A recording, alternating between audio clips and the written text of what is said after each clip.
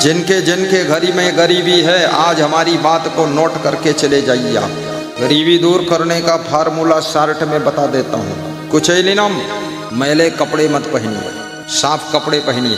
कपड़ा सस्ता हो, मद्दा हो, महंगा हो, कैसा हो, कास्टली हो, जो भी हो, लेकिन साफ पहनो।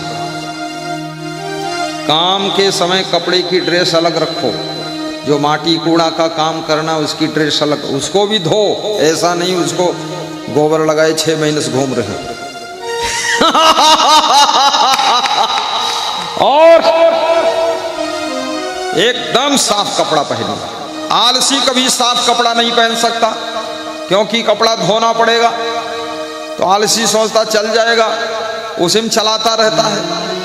साफ कपड़े पहनो। कुचैलिनम, ये नीति शास्त्र की बात है विद्यानंद महाराज। कुचैलिनम दंत बलोपधारिणम, और दांतों पर मैल मत लगाइए। तमाकू का मैल, पान पुड़िया का मैल, गुटखा का मैल, गुड़ाकू का मैल, गोबर का मैल, कोई भी मैल मंजन करिए ठीक से। और कोई तंबाकू वगैरह मत खाइए। दांत चमकने चाहिए, मुस्कुराइए तो दांत अच्छे दिखने चाहिए। अभी तुमसे कहूंगा मुस्कुराओ, तुम्हारा दांत देखूंगा। जिसका दांत गंदा होगा उसका दांत तोड़ूंगा।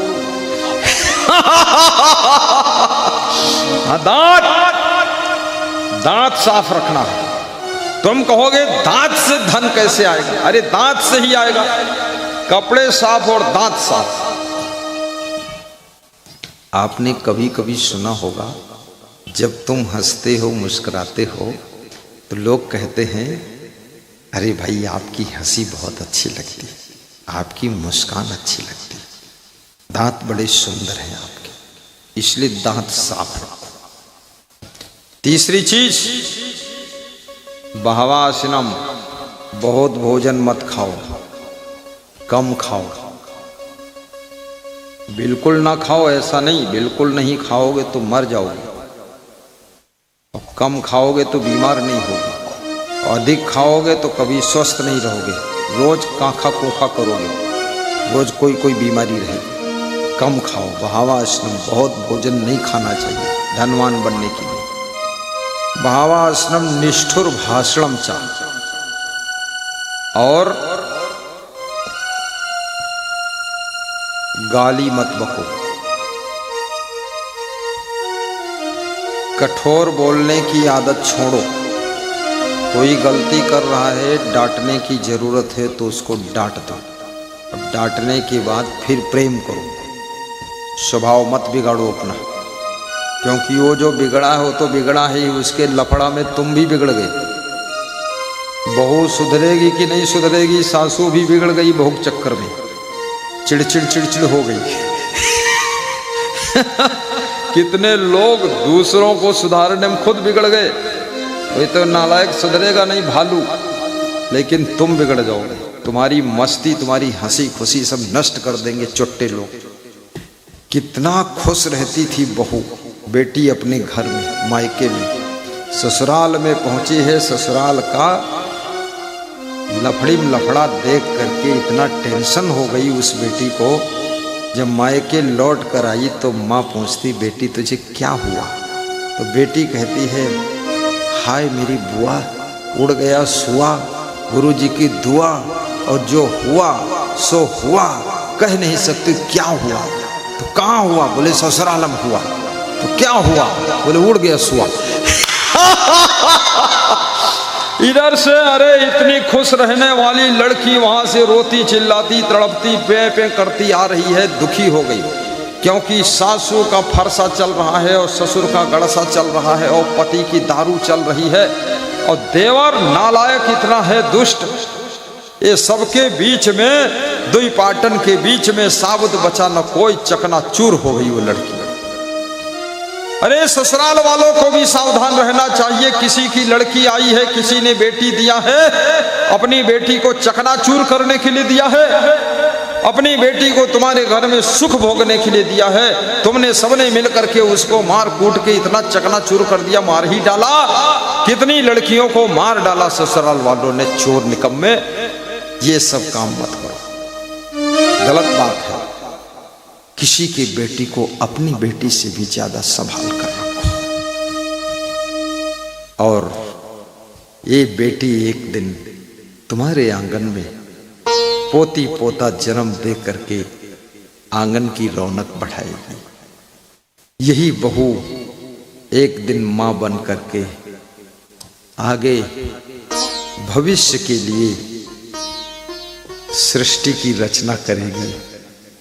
याद रखना, बहू के बिना घर सूना है, बच्चों के बिना आंगन सूना है, संतों के बिना आश्रम सूना है, और शिष्यों के बिना गुरु भी सूना है, और गुरु के बिना शिष्यों का जीवन सूना है।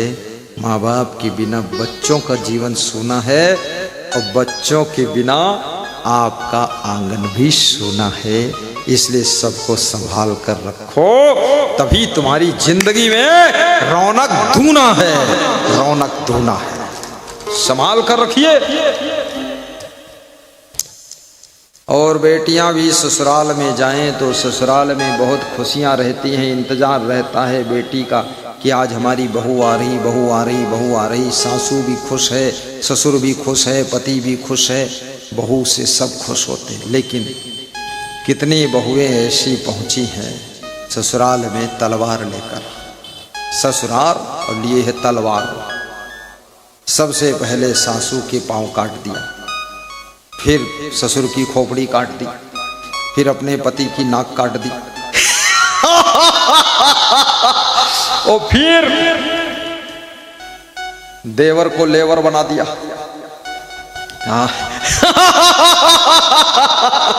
देवर लेवर बन गया, पूरे घर को तबाह कर दिया है। एक डाइन आ गई, डाइन। ये कोई बहू का लक्षण है? चुड़ैल कहीं की, सारे घर में नरक बना दिया। झुक करके चलना चाहिए। हर लड़की ससुराल में जाए थोड़ा विनम्र होकर रहे, नम्रता से रहो। सासू के पैर छुओ कोमल हाथों से, ससुर के पैर छुओ कोमल हाथों से, पति के भी पैर छू लो कोमल हाथों से। देवर को भी भोजन बनाकर खिला दो। एक भाभी ने अपने देवर से कहा, तुमको हम भोजन बनाकर नहीं खिलाएंगे। तो उसके पति ने कहा, रे मेरा भाई है छोटा, खिला दो, इसका शादी नहीं हुआ है, अभी कुंवारा है। बोले कुंवारा हो चाहे मक्कारा हो, लेकिन मैं इसको भोजन नहीं खिला सकती, इसको नाश्ता नहीं खिलाऊंगा। मैं कोई हलवाई हूं कि होटल खोला घर में? तो बड़ा झगड़ा हुआ भोजन के लिए। आजकल सोच समझकर किसी के घर में मेहमान बनना श्रीमान जी, क्योंकि लेडीज ऐसी है, कितने घरों में आलसी लेडीज आ गई है, झुंड की झुंड नरक कुंड बना रखा है।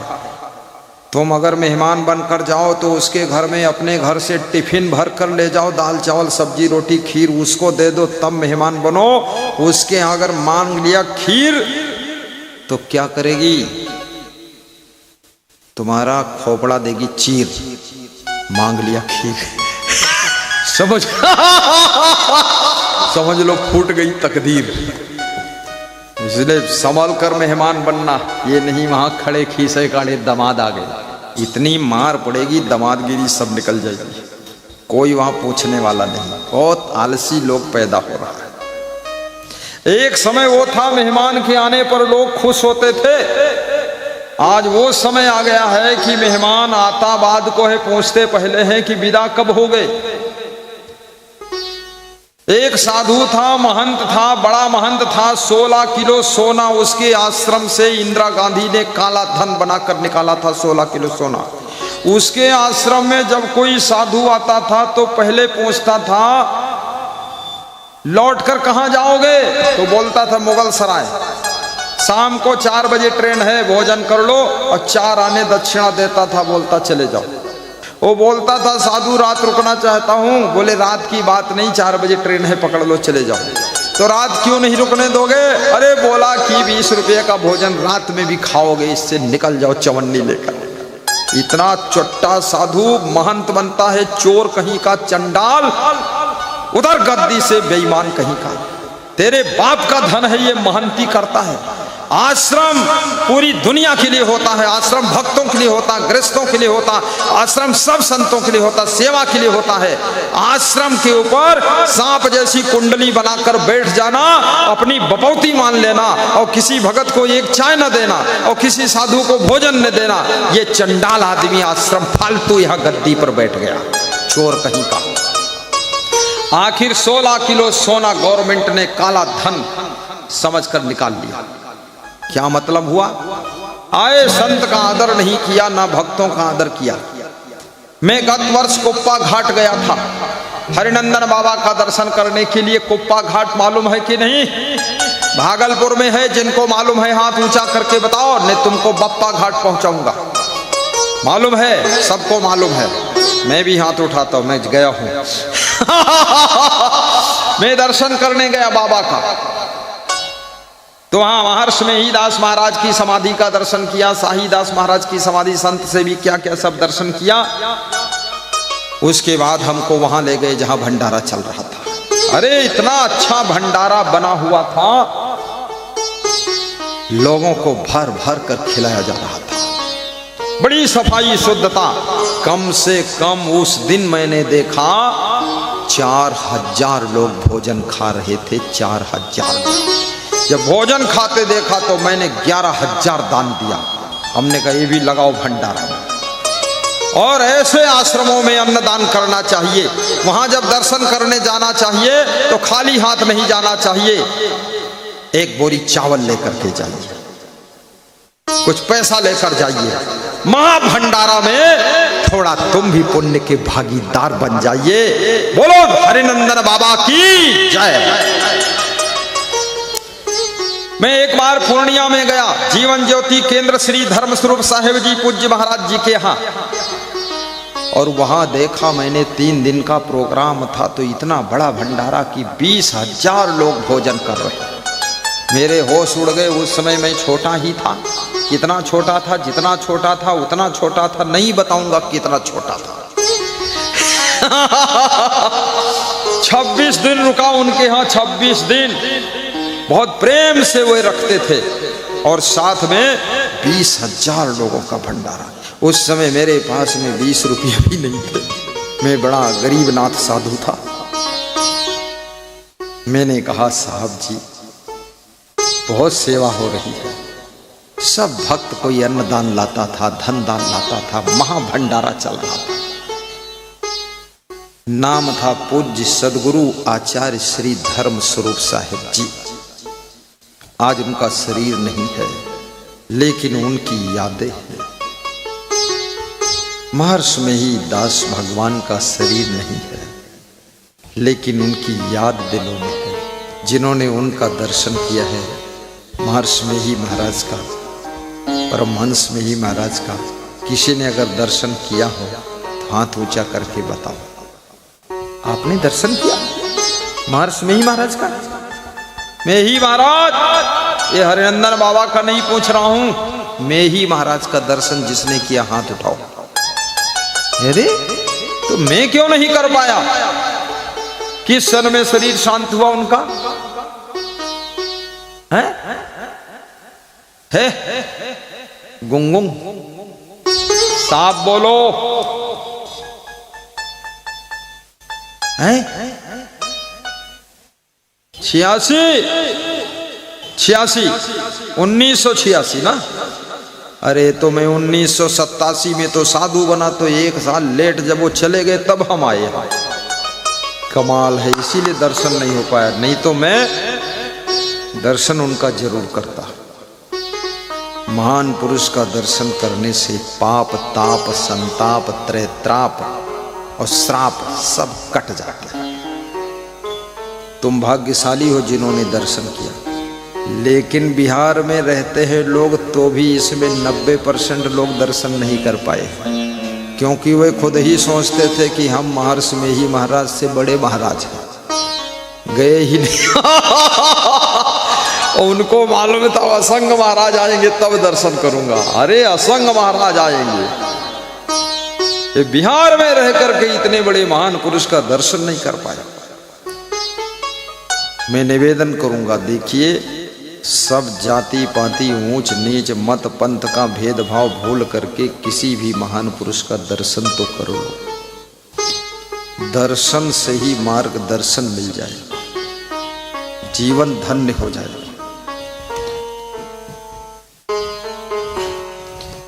दर्शन की बलिहारी गुरु जी तुम्हारे, दर्शन की बलिहारी।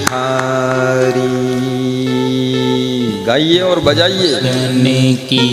हाँ, दो लोग मिलके आर्गन बजाओ। आर्गन भी लंबा है, आधे आधे में बजाओ दोनों जने। हाँ बजाओ। की बलिहारी, दर्शन की बलिहारी गुरु जी तुम्हारे, दर्शन की बलिहारी। विद्यानंद बाबा की आंखों में आंसू आ गए जब गुरु का नाम लिया धर्म स्वरूप साहिब का। आंखें डबडबा गई, थोड़ा रंग लाल हो गया कि मेरे गुरु की महिमा इनको कैसे मालूम है। मैं 26 दिन उनके साथ जीवन ज्योति केंद्र में रहा था। उसके बाद वे मेरे आश्रम आए थे, वहां 5-6 दिन रुके थे। बहुत प्रेम हो गया था। सब संतन की बलिहारी। संत मत में लिखा हुआ है सब संतन की बलिहारी। वही ज्ञान की पंक्ति को लेकर चलो, सब संतन की बलिहारी। दर्शन की बलिहारी गुरु जी तुम्हें, दर्शन की बलिहारी, दर्शन की बलिहारी गुरु जी तुम्हारे, दर्शन की बलिहारी। तुम्हारे तरस से संकट कटत है, तुम्हारे दरस से संकट कटत है।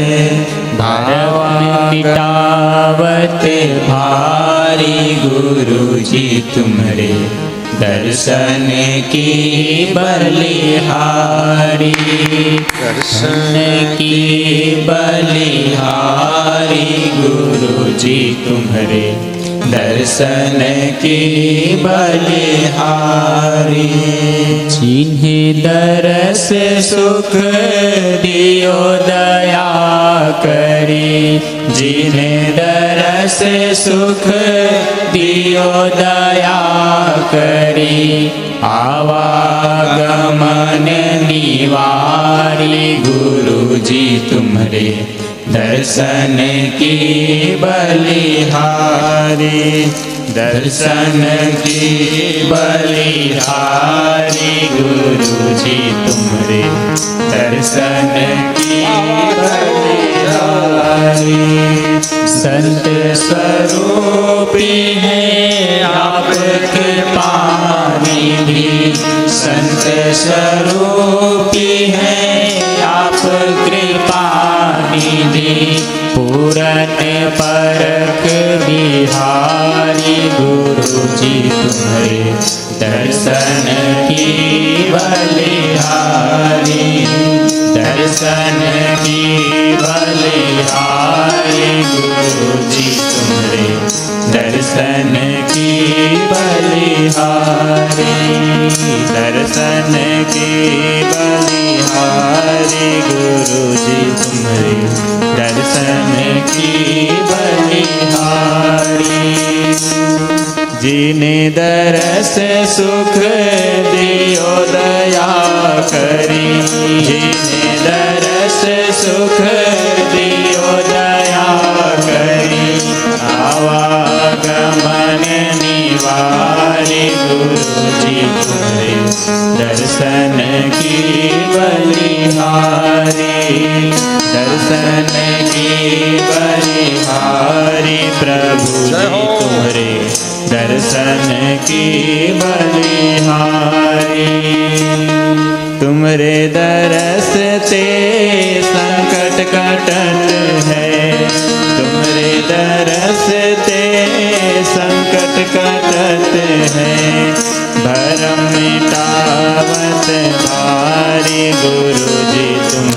दर्शन की बलिहारी, दर्शन की बलिहारी गुरुजी तुम्हारे दर्शन की बलिहारी, दर्शन की बलिहारी प्रभु जी तुम्हारे दर्शन की बहुत सुंदर। बलिहारी। बोलिए श्री सदगुरु भगवान की जय, सदगुरु कबीर साहेब की जय, परम पूज्य सदगुरु असंग देव की जय। कुचेलिनम दंतमलोपधारिणम बहवा असिनम निष्ठुर भाषणम च सूर्योदय चास्ता मिते सयानम। और जिन लोगों को अमीर बनना है सूर्योदय के समय कृपया ना सोएं, सूर्यास्त के समय ना सोएं। दो बातें हो गई, जब सूर्य डूब रहा हो और जब सूर्य निकल रहा हो उस समय ना सोएं। लेकिन अगर ऐसा करते हैं तो क्या होगा? मैले कपड़े पहनते हैं, दांत मैले रखते हैं, बहुत ठोस ठोस कर भोजन खाते हैं और गाली बकते हैं, कठोर बोलते हैं और सूर्योदय सूर्यास्त के समय सोते हैं, तो चा विमुच्यति यदि चक्रपाणी, ऐसा व्यक्ति विष्णु भगवान ही क्यों न हो तो भी उसको लक्ष्मी छोड़कर चली जाती है। इसलिए ऐसी गलती मत करना। लेकिन लक्ष्मी किसके घर में आती है? मूर्खा यत्र न पूज्यन्ते, जिसके घर में मूर्खों का सम्मान नहीं होता है, मूर्खों से रिश्तेदारी नहीं, मूर्खों से मित्रता नहीं, मूर्खों से संबंध नहीं, मूर्खों के घर आना जाना नहीं, मूर्खों को बुलाना नहीं। धान्यम यत्र सुसंचितम, और जो लोग अन्न के एक एक दाने का सम्मान करते हैं, अन्न का दाना फेंकते नहीं, भोजन खाने के बाद उतना ही लेते हैं थाली में कि व्यर्थ न जाए नाली में। अन्न को शास्त्रों में देवता कहा गया।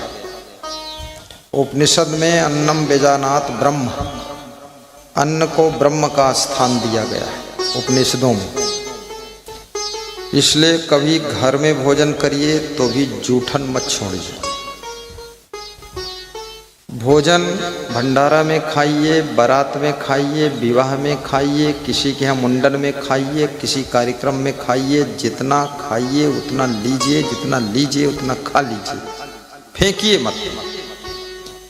भोजन का अपमान करने वाले को लक्ष्मी पसंद नहीं करती है। एक एक दाने का सम्मान करो। फिर दाम्पत्य कलहो नास्ति, जिस गृहस्थ के घर में पति पत्नी में कलह कलेश नहीं, पति पत्नी लड़ते झगड़ते नहीं, जिस घर के पति पत्नी प्रेम से रहते हैं, सलाह से रहते हैं, फटाफट काम करते हैं, आलसी नहीं है, श्री स्वयं आगता है, उस घर में लक्ष्मी स्वयं आती है। बुलाना नहीं पड़ता है, लिखना नहीं पड़ता कि लक्ष्मी जी सदा सहाय, अपने आप आकर के वहाँ निवास करती है। इसलिए कृपया सफाई शुद्धता रखो, मन में संतोष रखो, गम खा करके रहो, पति पत्नी प्रेम से रहो, तो लक्ष्मी तुम्हारे घर में अपने आप आएगी और घर का दुख दरिद्र दूर हो जाएगा। ऐसा करो।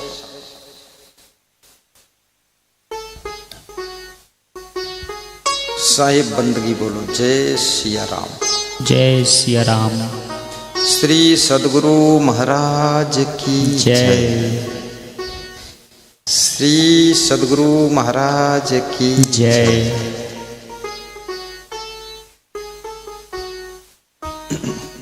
ध्यान देना।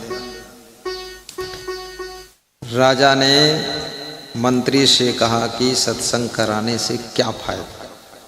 देखिए फायदा, मंत्री ने कहा जब आप सत्संग कराओगे तब पता चलेगा क्या फायदा। स्नान जब करोगे तब मालूम पड़ेगा स्नान करने से क्या फायदा। रजाई ओढ़ोगे तब पता चलेगा बाद को कि रजाई ओढ़ने से क्या फायदा। मच्छरदानी लगाओगे तब पता चलेगा मच्छरदानी लगाने से ये फायदा, मच्छर नहीं काटेंगे। तो सत्संग कराने से ज्ञान मिलता है, बुद्धि मिलती है, विवेक मिलता है, सद्गुण मिलते हैं, सदाचार मिलते हैं, संयम नियम की शक्ति बढ़ती है और सत्संग कराने से शांति मिलती है। सत्संग कराने से आत्मा का कल्याण होता है, सुनने वालों का सुधार होता है, उद्धार होता है, सबका बेड़ा पार होता है। सत्संग कराने से फायदा ही फायदा है। राजा साहेब इसलिए सत्संग कराइए। लेकिन राजा तार्किक था क्योंकि बुद्धिमान था। जितना बुद्धिमान आदमी होता ना बहुत तर्क वितर्क करता रहता है। तो राजा ने कहा अच्छा तू मेरे पीछे पड़ गया, मैं करा देता हूँ सत्संग। तो राजा ने मंत्री से कहा कि जो अच्छा संत हो बुलाइए उसको। अच्छा संत को बुलाया गया, सत्संग चला। रात में सत्संग होता था, भजन भी होते थे, कुछ बाजा बजाने वाले भी आए थे। तो जो गाने वाला था वो थोड़ा थक गया, बीच बीच भजन गाता था, बीच बीच सत्संग सुनाता था। तो रात भर गाते गाते बोलते बोलते थक गया।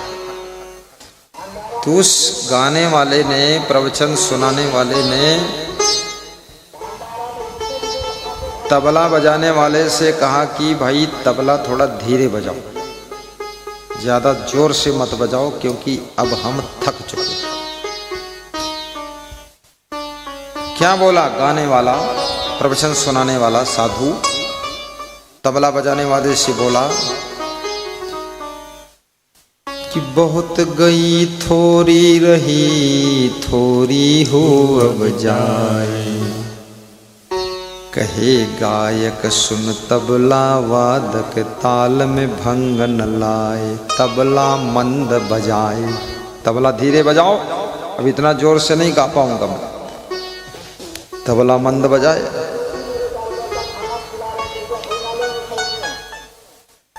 लक्ष्मी चंद जाइए फिर से मना करिए, इनका माइक वहां से लेकर इधर आ जाओ, तुम जल्दी जाओ जाओ जाओ, ये समझ नहीं पाए तुम्हारी बात। हाँ इसको भेजो, ये थोड़ा दमदार आदमी। हाँ तुम जाओ। अब बड़ा डॉक्टर जाएगा तो इंजेक्शन बड़ा मारेगा। हाँ मार दे इंजेक्शन, ही बेहोश रहे 1.5 घंटा तक, होश ना आने पाए इसको।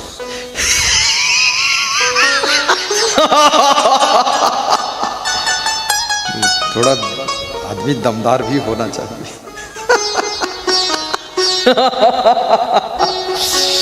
साहिब तबला मंद बजाए। तो तबला वादक क्या बोला, सुबह के 4 बज चुके हैं। वो भजन गाने वाले से, प्रवचन सुनाने वाले से बोला कि बहुत गई थोड़ी रही, थोड़ी हूँ अब जाए। कहे तबला वादक सुन गायक, ताल में भंग न लाए। अरे रात भर धमक के गाया है और धमक के प्रवचन सुनाया है, अब 1-1.5 घंटा और बचा है, थोड़ा और ताकत लगा दे, ताल में भंग मत कर। तबला धीरे न बजाऊं, जोर से बजाऊं और बजने दे तबला, गा जोर से। अब ये मिथिलेश गाता गाता थक गया, वाह वाह सब खत्म। तो धीरे धीरे कथा पूरी हो गई, सत्संग पूरा हो गया, सब खत्म हो गया, सब विदा हो गए। साधु संत, गायक बजायक और संगीतकार, तबला गबला सब चले गए। सबको दान दक्षिणा मिल गया। दान दक्षिणा भी देना पड़ता है क्योंकि जो भजन गाता है ना, उसका आने जाने का किराया भाड़ा भी उसको मिल जाता है। और जो गुरुजी प्रवचन सुनाते उनके गाड़ी में डीजल भी पड़ जाता है, इसलिए दान दक्षिणा भी दिया जाता है ताकि उसी पैसे से डीजल डालकर फिर आए, बार बार आए, दर्शन दे, सत्संग सुनाए, अच्छी अच्छी बातें सुनाए। तो सब विदा हो गए। तो राजा ने पूछा मंत्री को बुला करके, यार मेरा तो 3-4 लाख रुपया खर्च हो गया, लेकिन इससे फायदा क्या होगा? फिर वही बात फायदा वाली कितने लोग दिन रात फायदा ही सोचते हो, फायदा फायदा सोचते सोचते कायदा छोड़ देते हो, मर्यादा छोड़ देते हो, खाली फायदा के लिए जिंदगी जीते कि फायदा हो, कायदा रहे ना रहे, मर्यादा रहे ना रहे, लेकिन फायदा होना चाहिए। तो मंत्री ने कहा अगर फायदा ही जानना है तो एक काम करो राजा साहब, अपने बेटे राजकुमार को बुला लो, उससे पूछो क्या फायदा हो। और बेटी को बुला लो, राजकुमारी, वो भी तो रात भर सुन रही थी सब सत्संग कथा भजन। तो राजा ने बुलाया अपने बेटे को और पूछा, बेटी को बुलाया, बोले राजकुमार ये सत्संग सुनने से, भजन वजन सुनने से तुझे क्या फायदा हुआ। बोले पिताजी हमको फायदा हुआ कि नहीं हुआ, लेकिन एक बात जरूर हुआ। बोले क्या हुआ। बोले वो बात ये हुआ। बोले बता जल्दी। 3-4 लाख रुपया खत्म हो गया और क्या हुआ फायदा बता। लड़का बोला मेरी उम्र 40 साल हो गई और आपकी उम्र जो है 75 साल हो गई। तो मैं बहुत दिन से इंतजार कर रहा था कि मुझे पिताजी राजगद्दी पर कब बिठाएंगे। तो आपने अभी तक तो राजगद्दी पर बिठाया नहीं, 75 साल के हो गए, बूढ़े हो गए, राजगद्दी छोड़ा नहीं, हमको बिठाया नहीं। तो मैंने नौकर के साथ मिल करके प्लान बनाया था कि अगली रात में आपकी हत्या कर दूंगा, आपको मार डालूंगा, आपका मर्डर कर दूंगा। जब तुम मर जाओगे तब मैं राजा बन जाऊंगा। अरे ऐसा सोचा। फिर बोले फिर वो जो महात्मा लोग गा रहे थे कि बहुत गई थोड़ी रही थोड़ी हो अब जाए, और कहे तबला वादक सुन गायक ताल में भंग न लाए। तो मैंने सोचा जहाँ 40 साल इंतजार कर लिया, 10-5 साल और इंतजार कर लो, पिताजी अपनी मौत मर जाएंगे तब गद्दी पर बैठूंगा। तो मेरा मन बदल गया कि अब पिताजी का मर्डर नहीं करूंगा, जैसा चल रहा चलने दो। तो पिताजी बोला तब तो मेरा ही फायदा हुआ, मेरी जान बच गई, यही फायदा हुआ, नहीं मैं मर जाता। बोले अब फायदा और हानि तुम जानो। तो मंत्री की पीठ थपथपाया, कहा यार फायदा तो हुआ, हमारी जान बच गई, ये फायदा हुआ। बेटी से पूछा राजकुमारी इधर आ, तूने ये प्रवचन सुना, 3 रात सुना, ढोल सुना, तबला सुना, भजन सुना, प्रवचन सुना, ज्ञान सुना, तेरे को क्या फायदा हुआ। बेटी ने कहा पिताजी मेरी उम्र हो गई है 29 साल और तुमने अभी तक शादी नहीं किया।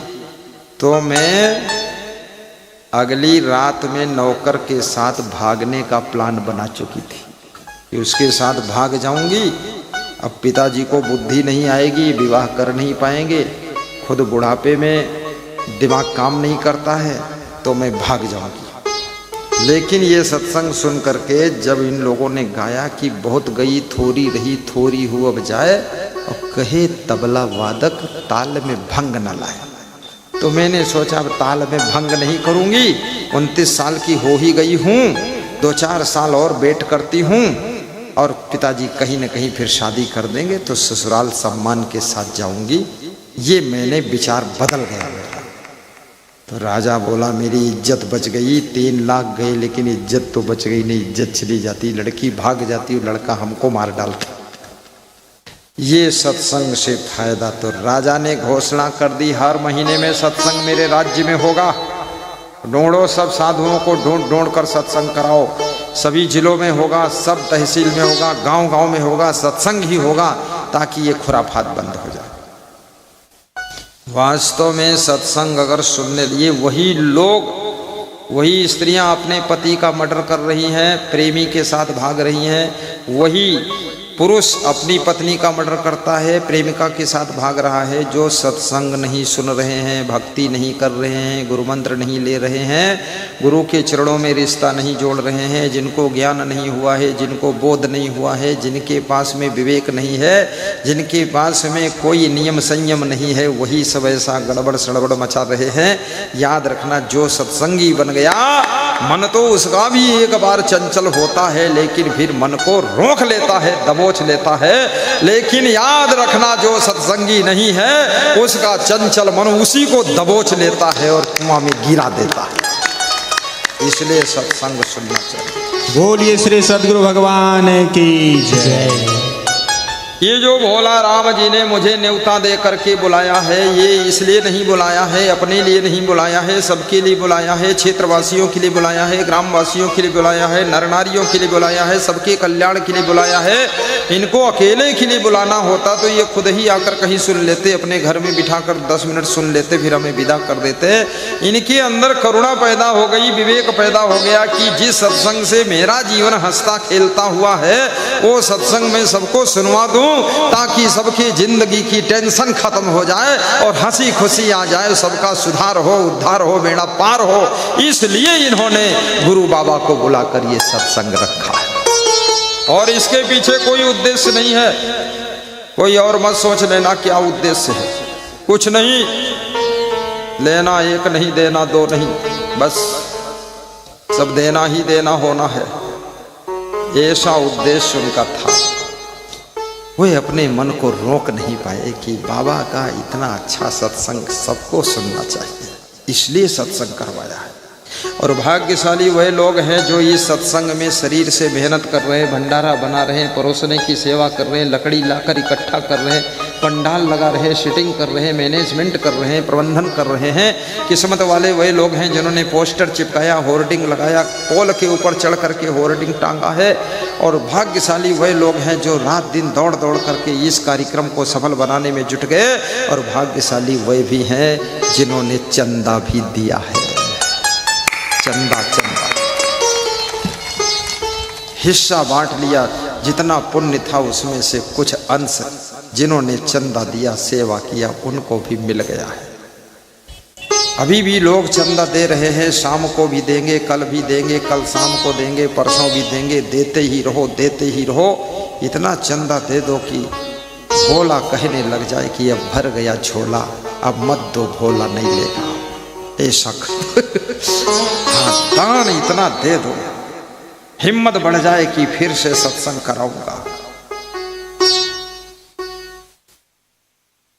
याद रखना, बड़े बड़े सत्संग कराने में बड़े बड़े खर्चे होते हैं, बड़े बड़े व्यवस्थाएं होती हैं, बड़े बड़े भंडारे चलते हैं, लाखों का लेना देना होता है। इसलिए अगर हम 200-300 लोग चंदा इकट्ठा कर ले तो खर्चा का लोड ही नहीं आता है, बिल्कुल आराम से हो जाता है।